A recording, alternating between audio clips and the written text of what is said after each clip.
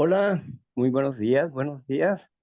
Mi nombre es Víctor Javier y estoy contento de estar en esta mañana con ustedes para compartirles acerca del Evangelio de San Juan, un evangelio que fue escrito para los conversos, que fue escrito para los cristianos, pero también como un llamamiento a otras personas que les gustaría ser parte de este pueblo cristiano.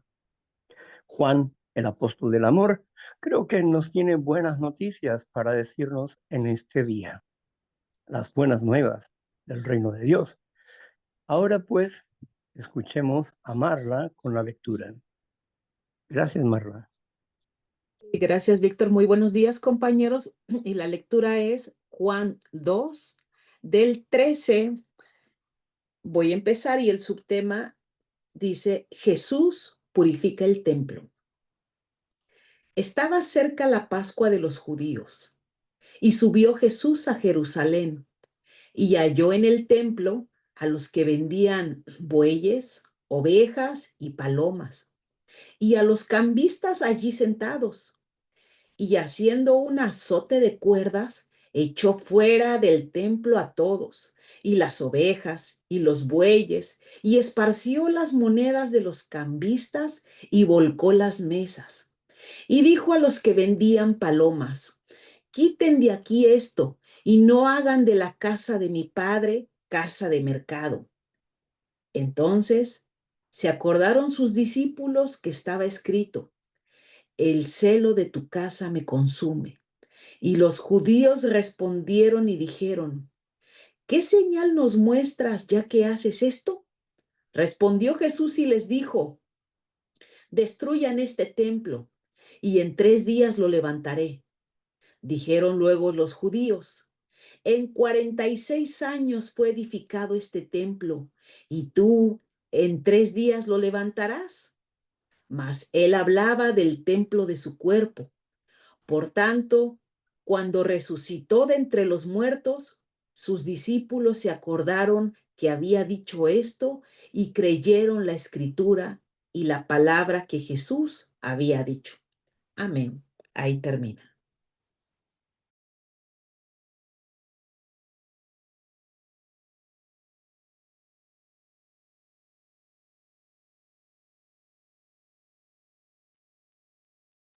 Pues bien, creyeron a la palabra que Jesús había dicho y creyeron en la escritura. Siempre se procura comprobar con la escritura lo que uno expresa. Y aquí los apóstoles pues no eran la excepción, son el ejemplo. Y ellos oyeron a esto, ¿no?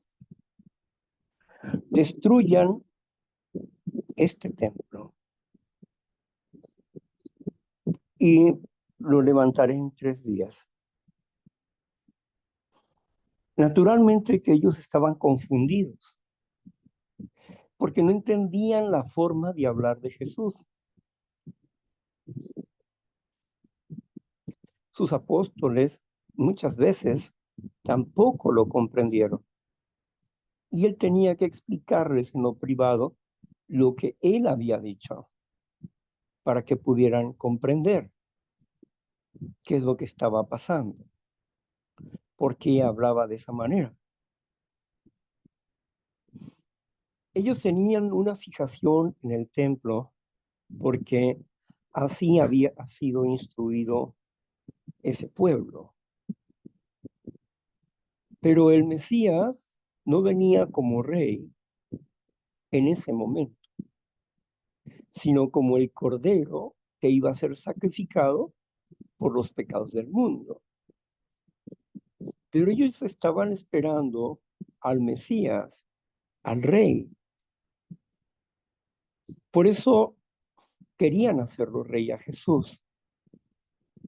Ellos decían, bueno, si este es el Mesías, pues quiere decir que va a poder gobernar. Cuando hizo el milagro de los alimentos, Las dos veces hizo en dos ocasiones ese milagro de los alimentos, de la provisión. Y ellos entendían, decían, bueno, si este con facilidad puede hacer comida para miles de personas, pues sí es el Mesías. Pero lo que no entendían era que primero tenía que haber un espacio donde llegara el Espíritu de Dios y tenía que terminarse un pacto y comenzar otro pacto. El término del pacto, o mejor dicho, la corrección del pacto, porque no se exterminó todo lo que está en el antiguo pacto, sino que se corrigió por los eventos. El evento máximo era el sacrificio de Jesús, pero uno de los eventos principales para que llegara el sacrificio de Jesús era el juicio a Israel. Y a través de Jesús, en la aplicación de los mandamientos, fueron juzgados este pueblo. Fue juzgado este pueblo porque habían estado tergiversando la escritura, haciéndola a su manera, invalidando los mandamientos. Vivían bajo este engaño, donde su principal acción era el templo. El templo lo veían como un regalo de Dios especial. El templo mismo se había convertido en una especie de Dios para ellos. Pero aunque ellos hacían sacrificios, sus sacrificios eran falsos en una mayoría de ellos, porque simulaban un sacrificio, pero seguían siendo las mismas personas, seguían practicando los mismos defectos. Así que en esa situación se encontraba Israel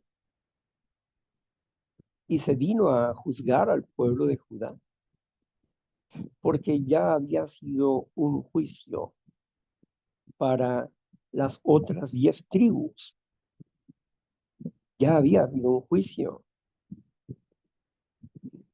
cuando se separaron estos dos reinados, después de la muerte de Salomón. Ahora quien estaba a la cabeza era Judá. Dios nos habla en profecía que él se casó con la hermana de Judá, las 10 tribus, Israel. Pero eh, no, no, no obedecieron. Y él terminó con ese pacto y se casó, o sea, pactó con Judá. Y Dios dice de Judá que salió peor que la primera, que su hermana, Israel. Así que en este juicio, donde estaban faltos y habían perdido la visión de Dios, era el final de un sacerdocio y era el comienzo de otro sacerdocio. Se terminaba el sacerdocio arónico, que luego fue levítico, de la tribu de Leví, y ahora el sacerdocio iba a ser de acuerdo a la orden de Melquisedec. El sacerdocio Melquisedec estuvo desde antes de todas las cosas, porque el sumo sacerdote era Jesucristo, el mediador entre Dios y los hombres. Era el verbo de vida entre Dios y los hombres. Y después de su sacrificio, ascendió como, no solamente como hijo de Dios, sino como sacerdote del Altísimo.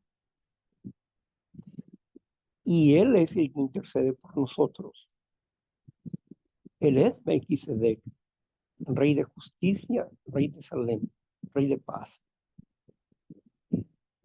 Así que de esta manera podemos darnos cuenta que cambia el sacerdocio, pero al haber cambio de sacerdocio también hay un cambio de leyes sacerdotales.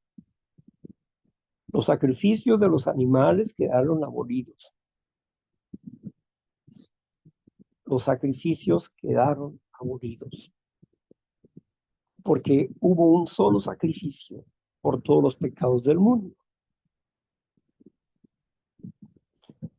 Y los mandamientos no fueron abolidos, porque sin mandamientos no puede haber juicio. Tiene que haber mandamientos para que exista un juicio. Si no tuviéramos mandamientos, no estuviéramos bajo un juicio. Por eso, los que practican la verdad y la justicia, es decir, los que hablan con valor lo que es la verdad de Dios y practican sus mandamientos, que sus mandamientos son justicia. Entonces, estos, a los que creyeron en sus nombres, en su nombre, o sea, en todo lo que él dice, les ha dado autoridad de ser hechos hijos de Dios. Y estos no son engendrados por ninguna persona, por eminente que sea, sino que son engendrados por Dios. Y no es por genética, sino que es por Dios, por el Espíritu Santo de Dios. Por eso le dijo a Nicodemo, el que no naciere de agua y de espíritu, no puedes entrar al reino de Dios. El que no se arrepienta y se bautice y reciba el Espíritu de Dios y el perdón de los pecados, no puede ser hijo de Dios. Entonces, ese requisito lo instala el Señor Jesucristo, porque Él mismo es el ejemplo de ser sumergido, a pesar de que no necesitaba el bautismo de acuerdo a la versión de Juan, el Bautista. Pero Él dijo, es necesario que se cumpla todo mandamiento. Era un mandato de parte del Padre que Él tenía que cumplir. Y al cumplir ese mandamiento es ahí donde recibe una porción extra de espíritu el Señor Jesús y la aprobación de su Padre, que da testimonio. Este es mi Hijo amado en quien yo me complazco. Señalando así a Jesucristo como el elegido y el Mesías. Y de esa manera es impelido al desierto, donde va a comenzar su ministerio terrenal. Así que, por eso, cuando Jesús anuncia su muerte, su profecía, que maten, derrumben este templo, hablando de su propio cuerpo, y lo levantaré en 3 días. Bueno, esta alegoría que Jesús hace entre el templo y el templo de él, también está la situación de que ya no se iba a adorar en Jerusalén, sino en todas partes del mundo se iba a adorar al Padre, que ya no era necesario el templo de Jerusalén para adorar al Padre, que ahora, desde ahora, el templo de Dios iban a ser los creyentes del Altísimo. Ellos son el templo de Dios, porque en ellos está el Espíritu Santo. Y no necesitan grandes iglesias o cosas por el estilo que se hacen templos grandes, porque no son iglesias, son templos eclesiásticos donde se reúne la iglesia, pero ya no hay necesidad de eso. Se vuelve más práctico la situación en el ministerio de Jesús, pero él tenía que demostrar que él verdaderamente era el Mesías y tenía que cumplir lo que la escritura decía acerca de él. Y en él se cumplieron más de 300 profecías en detalles que él dio a conocer a través de sus actos. Él era el Mesías, él era el enviado, el ungido del Dios Altísimo, el elegido, el siervo del Eterno Padre. El Padre había enviado a su Hijo para que nos diera a conocer la existencia del Padre. Bien, gracias. Víctor, y voy a leer el siguiente subtema que dice, Jesús conoce a los hombres. Solo son 3 versículos y dice así, estando en Jerusalén, en la fiesta de la Pascua, muchos creyeron en su nombre, viendo las señales que hacía. Pero Jesús mismo no se fiaba de ellos porque conocía a todos y no tenía necesidad de que nadie le diese testimonio del hombre, pues él sabía lo que había en el hombre. Amén. Ahí termina, Víctor. Bien, el Mesías. Jesucristo, el deseado de todas las gentes, el Mesías. Él venía en su ministerio terrenal, pero él provenía de un ministerio celestial.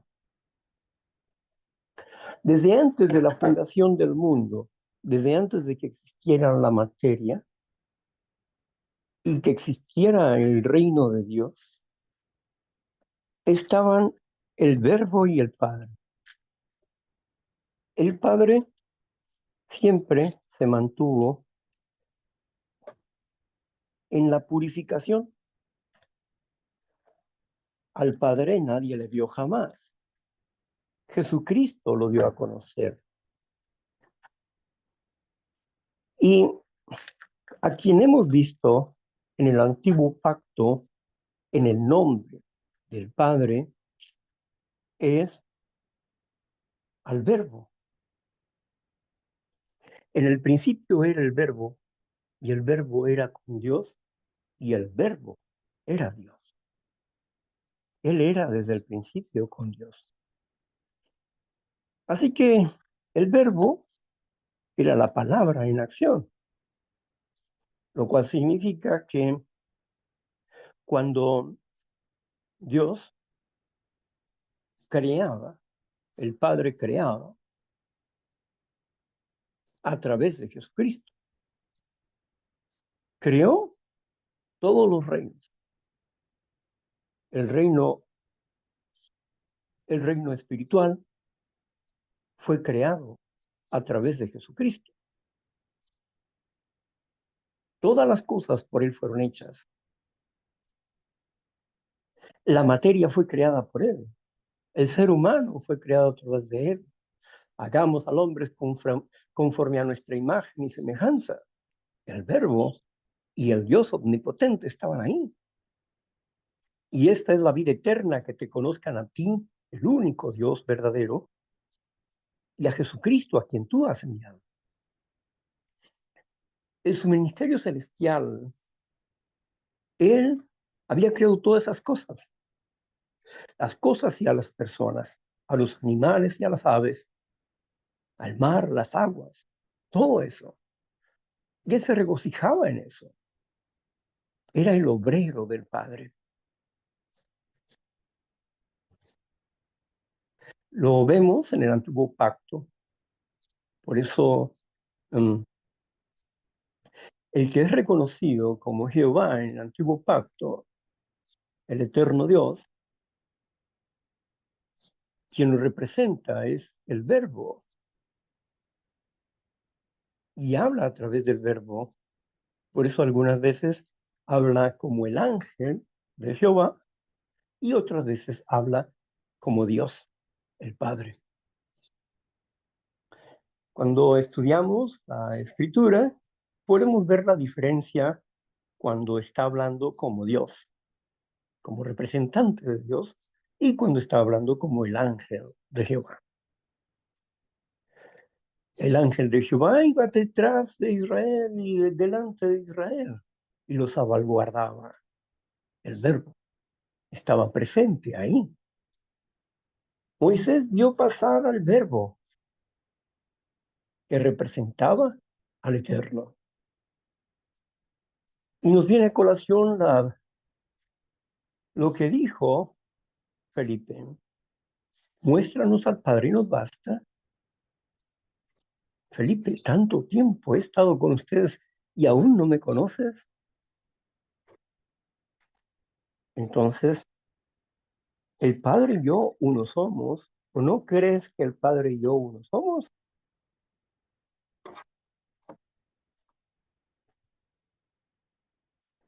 Lo mismo, el Verbo y Dios uno son. Son dos personas, pero son uno en esencia y en intención. Y de acuerdo a la administración, uno tenía que quedarse y el otro tenía que realizar la obra de las materias, de los reinos, etcétera. Mientras que uno se quedaba en la pureza para conservar la completa pureza de todo, sosteniendo con su espíritu todas las cosas, todos los reinos. Así que, ¿cómo no iba a conocer al ser humano si sus manos habían creado al ser humano? Si su soplo de vida le había dado vida al ser humano, le había puesto un espíritu y se gozó con toda la obra, porque todo era en bueno en gran manera.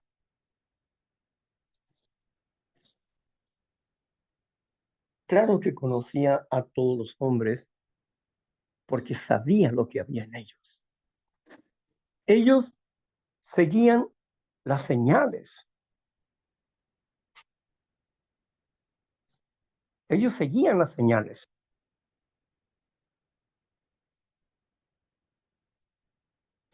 pero no escuchaban la palabra de Jesús. Y Jesús entendía la hipocresía de ellos. Ellos estaban impresionados por la sanidad, por los milagros variables que hubo a través de Jesús para demostrar que Él era el Hijo de Dios, el Mesías, el elegido. Pero ellos no entendían la parte del sacrificio, la necesidad existente de ese sacrificio para poder hacer justicia. Jesús nunca dijo que fue víctima del hombre, sino del pecado. ¿Por qué en el pecado y del hombre no? Bueno, ¿por qué? Porque Jesús mismo lo dijo en la cruz del Calvario. Perdónalos porque estos son ignorantes, no saben lo que hacen, no entienden, están cegados. Jesús dijo, yo de mí mismo pongo mi vida y la vuelvo a tomar, lo cual quiere decir que no fue propiamente asesinado, sino que él permitió su muerte para un beneficio de toda la humanidad. Un sacrificio perfecto para recobrar la vida perfecta y restaurar lo que el primer Adán había hecho. Sin duda, esto que vemos aquí, de que él conocía a todos los seres humanos y no, nadie tenía que decirle nada de él, como cuando llegó Natanael con él. ¿Mm? He aquí un hombre israelita, ¿sí? Un hombre justo, cabal. ¿De dónde me conoces tú? Te vi cuando estabas en la higuera. Esa es una prueba de lo que está diciendo Juan. Él conocía al hombre, a la persona que hablaba con él y las intenciones de su corazón. ¿Acaso no estudia Dios los corazones y las mentes? Claro que estudia Dios el corazón y la mente humana. Entonces, esto significó que realmente él, Jesucristo, conocía al ser humano y entendía el proyecto, el plan que él mismo, bajo el auspicio del Padre Eterno, habían planeado. Un cordero que fue preparado desde antes de la fundación del mundo. Yo sabía que tenía que pasar por estas cosas. Pero hay cosas que Dios deja a la decisión humana. Y Él le apuesta a la humanidad. Y le apuesta porque le conoce, conoce su obra. Por eso la gran mayoría de los seres humanos van a ser rescatados y transformados. Y así millones y millones de personas nacerán en un instante, se convertirán en seres espirituales. Pero todo es parte de un proceso, ¿verdad? Claro, Jesús, el Mesías, el Verbo encarnado, conocíalo. Gracias. Sí, muchas gracias, Víctor. Y voy a leer la siguiente parte.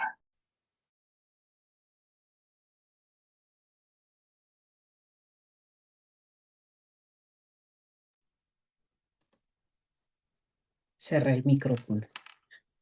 Dice así: Jesús y Nicodemo. Había un hombre de los fariseos que se llamaba Nicodemo, un principal entre los judíos. Este vino a Jesús de noche y le dijo: Rabí, sabemos que has venido de Dios como maestro, porque nadie puede hacer estas señales que tú haces si no está Dios con él. Respondió Jesús y le dijo: de cierto te digo, que el que no naciere de nuevo no puede ver el reino de Dios. Y bueno, si le parece bien, ahí me quedo o le gustaría que leyera un poco más. Continúe con el relato. Pero dice, Nicodemo le dijo, ¿cómo puede un hombre nacer siendo viejo? Pues acaso entrar por segunda vez ¿puede acaso entrar por segunda vez en el vientre de su madre y nacer?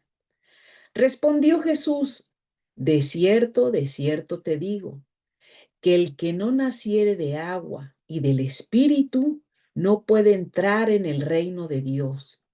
Lo que es nacido de la carne, carne es, y lo que es nacido del Espíritu, Espíritu es.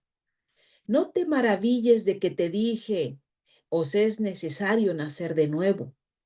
El viento sopla de donde quiere y oye su sonido, mas si ni sabes de dónde viene ni a dónde va, así es todo aquel que es nacido del Espíritu.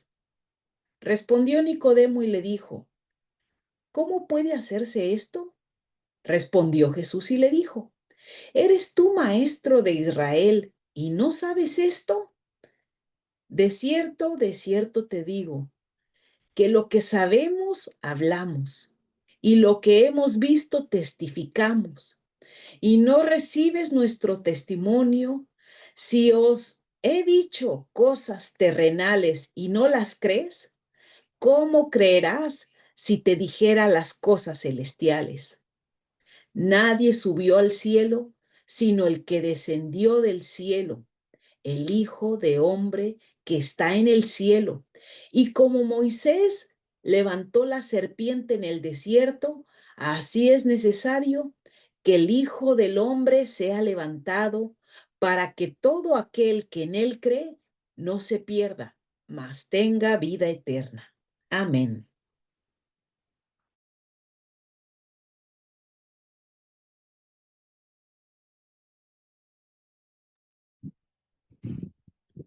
Qué interesante conversación la que tiene Nicodemo con Jesús aquí, porque Nicodemo llega diciendo, así con toda claridad, llega diciendo lo siguiente: sabemos, plural, que has venido de Dios, porque ningún hombre puede hacer las obras que tú haces,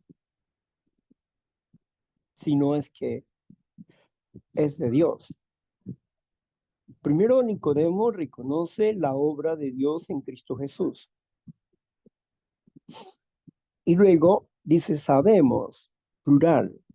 ¿Quiénes estaban detrás de Nicodemo? Algunos que eran parte del pueblo judío, pero que tenían miedo a los judíos y que no querían hacerlo público, su admiración, su cariño a Cristo Jesús. No querían hacerlo público. Nicodemo era valiente porque él encaraba las cosas como lo encaró en el juicio.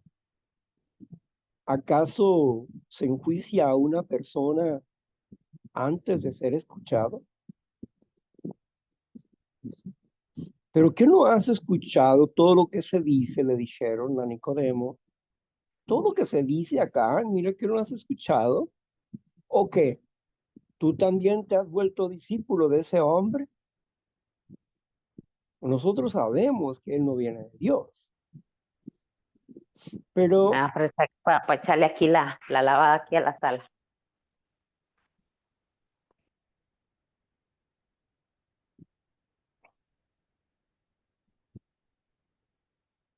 pero Nicodemo,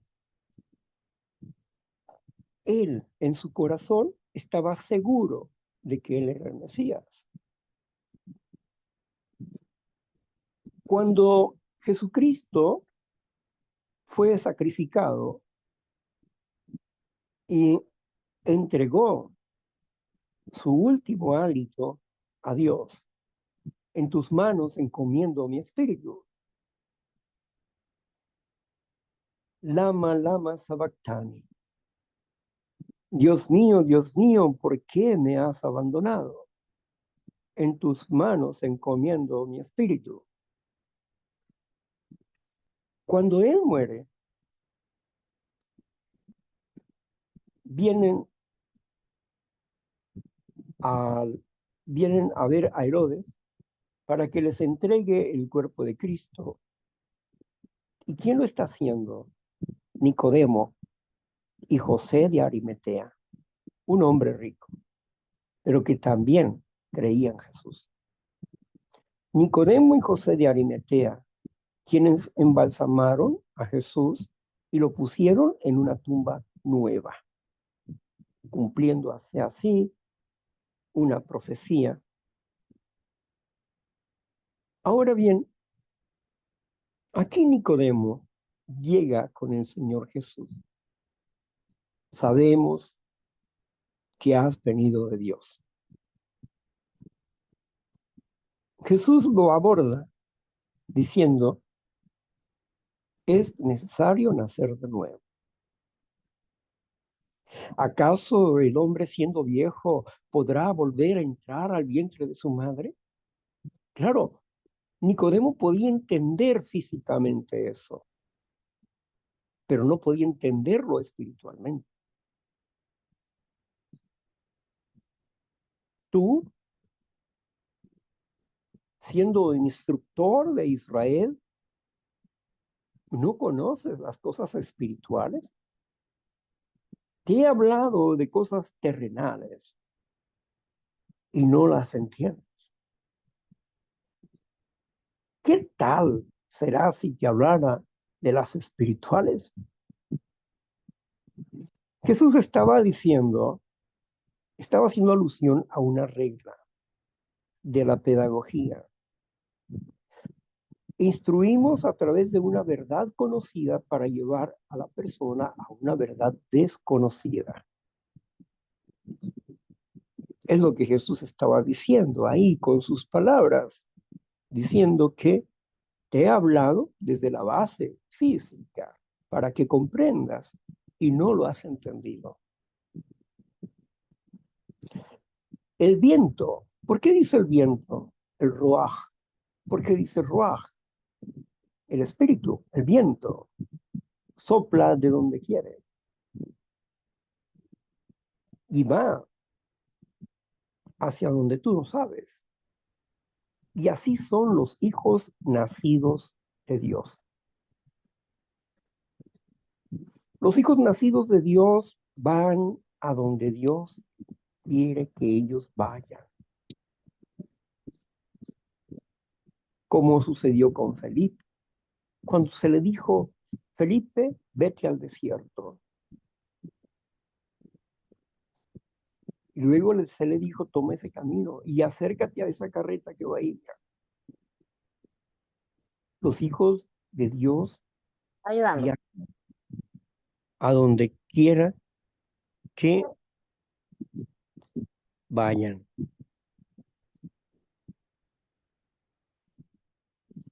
Entonces, vamos comprendiendo que lo que estaba tratando de decirle Jesús aquí a Nicodemo era nacer del Espíritu. Si nosotros recordamos a Juan, el Bautista, él decía, yo los bautizo con agua como señal de arrepentimiento, pero detrás de mí viene otro que yo no soy digno de desatar la correa de su calzado, y él les va a bautizar con fuego.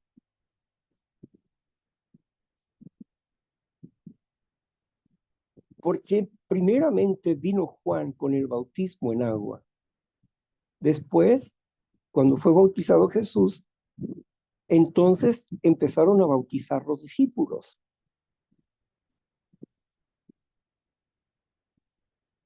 Y vinieron con Juan y le dijeron, oye, del que tú dijiste que era el Cordero de Dios y eso, allá están bautizando.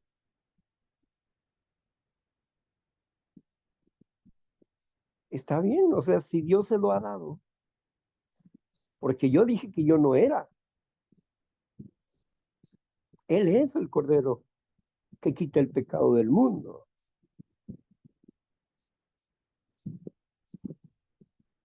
Así que ellos también bautizaron, hicieron discípulos. Y al hacer discípulos los bautizaron. Bautizaban a sus discípulos. Era la marca discipular. Pero el Espíritu habría de venir más adelante, en el Pentecostés. Hechos, capítulo 1, versículo 8. Espérenme allá en Jerusalén, porque vendrá sobre ustedes el Espíritu, el poder, ¿sí? Y me serán testigos en todas las naciones. Así que lo que hemos oído y hemos visto acerca del verbo de vida, esto testificamos, dice el apóstol Juan. Aquí Juan está dando testimonio de una parte importantísima que ya nos empezó a relatar desde el capítulo 1, en el versículo 12 y 13, a los que creen. Ahí Juan está hablando de las personas que han sido creyentes, que han sido discípulos, que han sido bautizados en el nombre de Jesús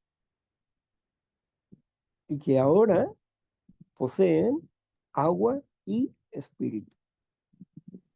Pero ahí con Nicodemo todavía no llegaba el Espíritu Santo. El Espíritu Santo caminaba con ellos, pero no estaba en ellos. Por eso los apóstoles se sostenían por el Espíritu que emanaba de Jesucristo. Así que sigamos con la lectura. Muy bien, dice así. El subtema dice, de tal manera amó Dios al mundo.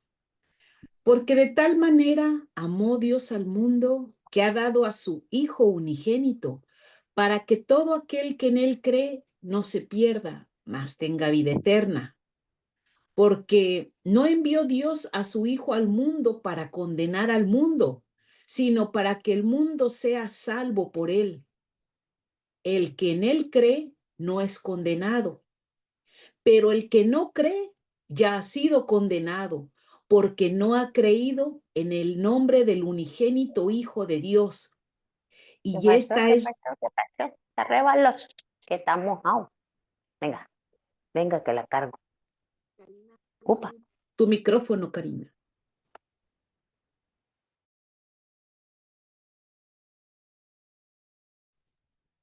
Porque el que en él cree no es condenado, pero el que no cree ya ha sido condenado, porque no ha creído en el nombre del unigénito Hijo de Dios.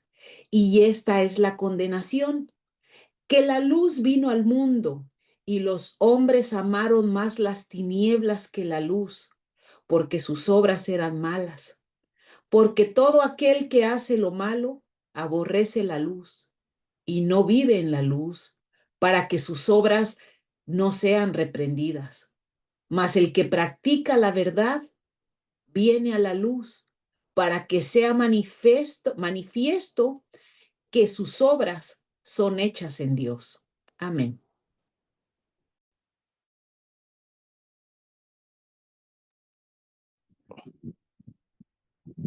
Bien,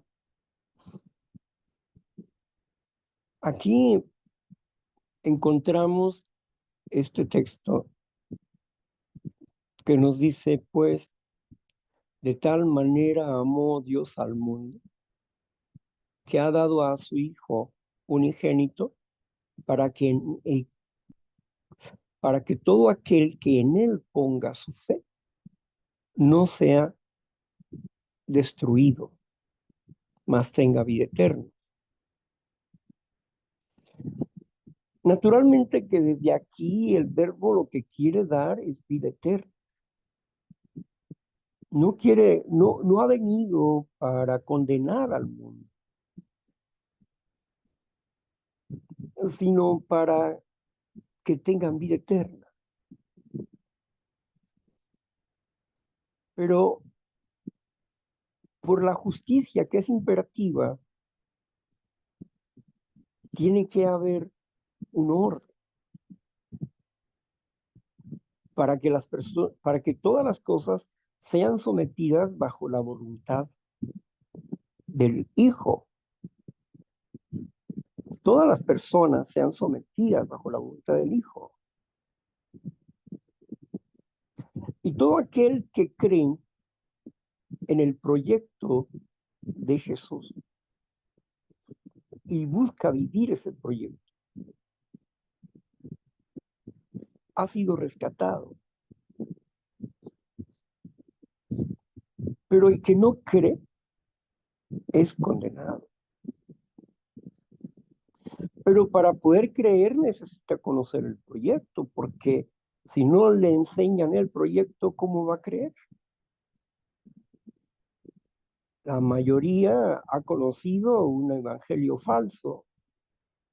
No conocen el proyecto de Dios, porque si ese evangelio falso que está en todo el mundo fuera el evangelio de Dios, ya hubiera regresado Jesús.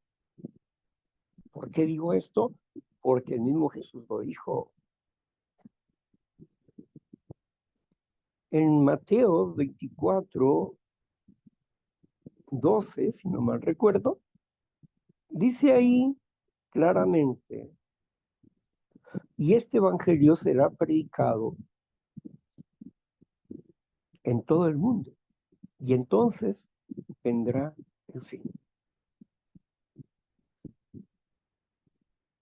Lo cual quiere decir que el evangelio que se ha promulgado como el evangelio de Dios para muchos es un falso evangelio.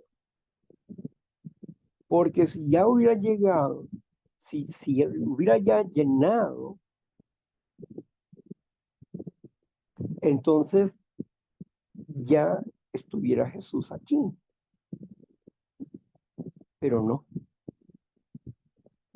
Este evangelio no ha sido predicado a muchas personas. Unos apenas lo están conociendo. Están conociendo una verdad que era completamente desconocida para ellos.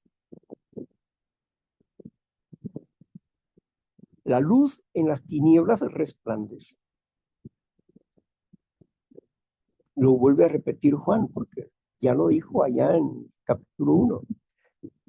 La luz en las tinieblas resplandece. Y las tinieblas no prevalecieron contra ella. A los suyos pinos y los suyos no le recibieron. Aquí Juan está haciendo alusión de la elección. ¿Por qué? Porque muchos son llamados, es decir, todos los seres humanos son llamados, pero pocos son los escogidos. Es como cuando vamos a una empresa y vamos a hacer una entrevista porque queremos un puesto y creemos que somos hábiles para ese puesto. Y entonces llegan 100 personas por ese puesto. Entrevistan a las 100 personas y solamente eligen a una persona. Muchos son llamados, pocos son los escogidos. Entonces, ¿quién escoge a quién? El Padre, porque el Padre es quien los lleva a Jesús. Y si una persona recibe revelación, es porque el Padre lo está permitiendo. Y si otra persona sigue incrédula, es porque no ha sido elegido. No puede ver la verdad. Por más clara que la pongamos, no puede ver la verdad. ¿Por qué? por los pájaros que han anidado en su cabeza. Por eso, por los arbustos que hay a su alrededor, por las pruebas que han quemado completamente su obra.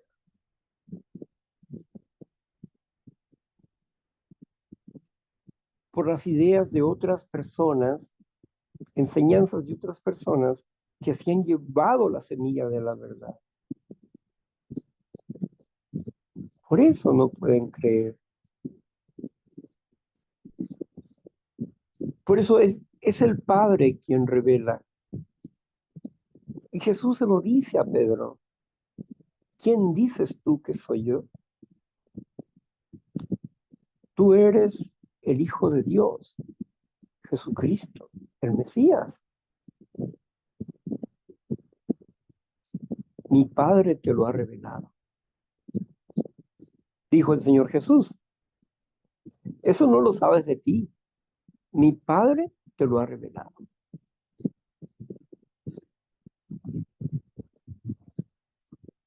Cualquiera que no confiese que el Verbo vino en carne,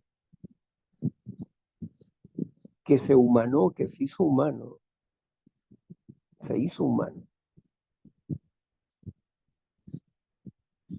Cualquiera que no acepte esto, no puede ser hijo de Dios.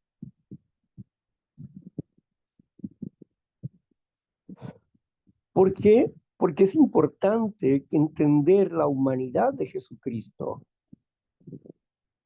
Porque Él no era un Dios humano, era un humano unido a Dios. Pero era tan frágil como nosotros, con la diferencia que Él tenía dominio propio en su carne, pero también tenía que luchar contra su carne.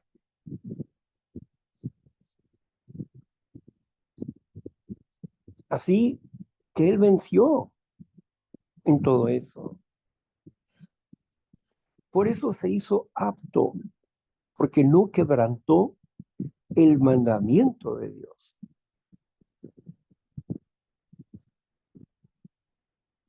De tal manera amó el Padre Dios al mundo, que ha dado a su Hijo unigénito para que todo aquel que en Él ponga su confianza no sea destruido, mas tenga vida eterna. Dios no quiere que nadie muera, quiere que todos procedamos al arrepentimiento. Pero Él es lo que quiere, pero el ser humano no quiere. Va a haber muchos seres humanos que no van a querer, pero la mayoría de los seres humanos sí va a querer. Aquí no está condenando a las personas que son ignorantes o que están atrapadas con el enemigo, ¿no? Están hablando a aquellos que creen, aquellos que conocen el programa, o aquellos que se les ha mostrado el programa de Cristo y lo aprendieron perfectamente, pero no creyeron. Esos son condenados. No puede ser cualquier persona, no es nada más de decir, ¿crees en Cristo? Sí. Ah, eres salvo. No. Creer implica conocimiento, entendimiento de qué significa el reino de Dios, qué significa nacer de nuevo. El que no naciere de nuevo no puede entrar al reino de los cielos. El que no naciera de nuevo.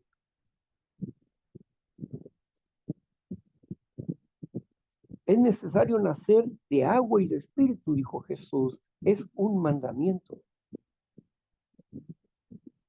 Y ese mandamiento se cumplió en Hechos 2:38. Arrepiéntanse y bautícense en el nombre de Jesucristo para el perdón de los pecados y recibirán el regalo del Espíritu Santo.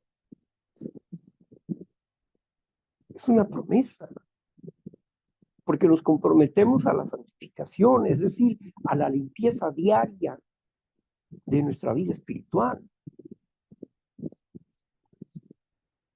Esa es la santificación. Y como propósito, la vida eterna. Es el camino que nos lleva a la eternidad. Por eso procuramos hacer la voluntad de Dios cada día.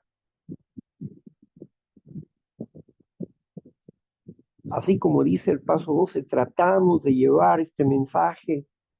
Tratamos. Decimos, el mensaje de la recuperación, de la santificación, es para todos, pero solamente lo obtienen los que lo quieren. Y lo mismo sucede acá. Muchos son llamados y son traídos por el Padre. Escuchan la revelación de la palabra del Señor. Y si ellos creen, serán salvos. Si ellos no creen, son condenados. Pero no se trata de desechar a la gente, porque hay muchas personas que en este momento no van a comprender, porque tienen ataduras de falsas creencias, porque están cegados.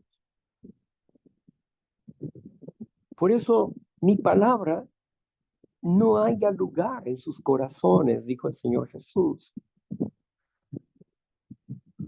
porque sus obras son malas.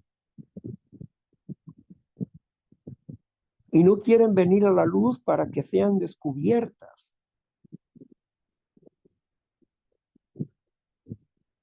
Pero el que es llamado por Dios viene a la luz para su purificación y su santificación, su limpieza del defecto de carácter o pecado. Por eso viene a la luz y es Jesucristo la luz. Por eso vamos a Cristo Jesús a la luz para que nos ayude a tener el poder para vencer lo que yo con mi propia carne no puedo vencer. Que yo con mis propias ideas no puedo vencer. Pero bajo el pensamiento de Dios, bajo el Espíritu de Dios, su conocimiento y poder, sí podré.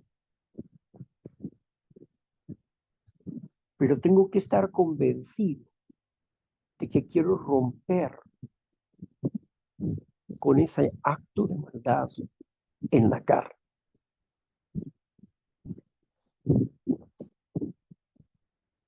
Para esto ha venido el Cordero de Dios, para dar vida. Si nosotros fuéramos eternos, ¿para qué íbamos a querer vida eterna si ya tengo vida eterna? Pero no tenemos vida eterna. El alma que pecare morirá. Está establecido que el hombre muera una vez. Y luego viene la resurrección. Y en la resurrección en juicio. Está establecido que el hombre muera una vez.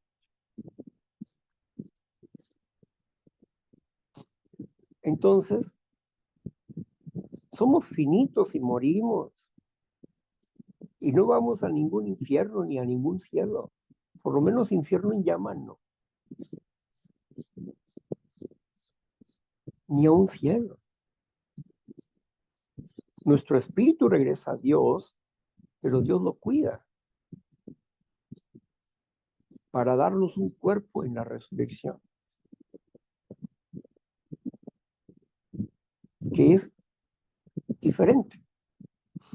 Ni Juan, ni María, ni Marcos, ni Lucas, ni nadie ha subido al cielo, sino el que descendió del cielo. Nadie ha subido al cielo, sino el que descendió del cielo, Jesucristo. Y es importante para nosotros entender esto. Si podemos entenderlo, qué bueno. Si no, será en otro tiempo o en otro momento.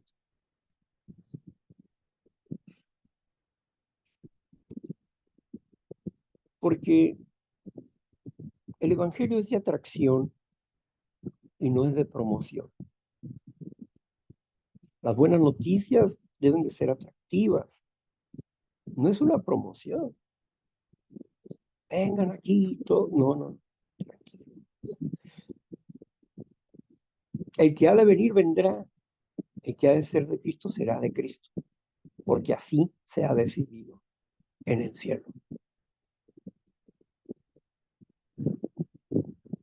Entre el Padre y el Hijo. Así que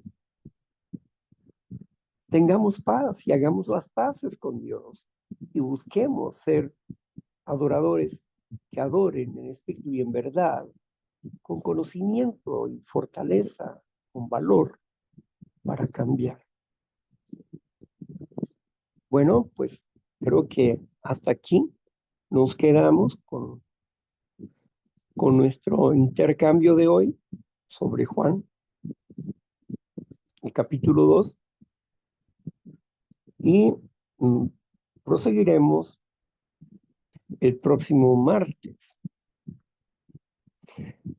Por hoy agradezco la atención de todos y cada uno de ustedes, también de Marlo, ¿verdad? Y que Dios bendiga a los oyentes y a los creyentes también. Que Dios les bendiga, les prospere, les colme de bendiciones, que la paz del Señor Jesucristo sea siempre con ustedes.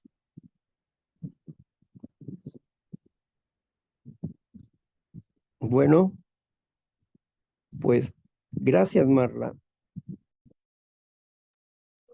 Víctor.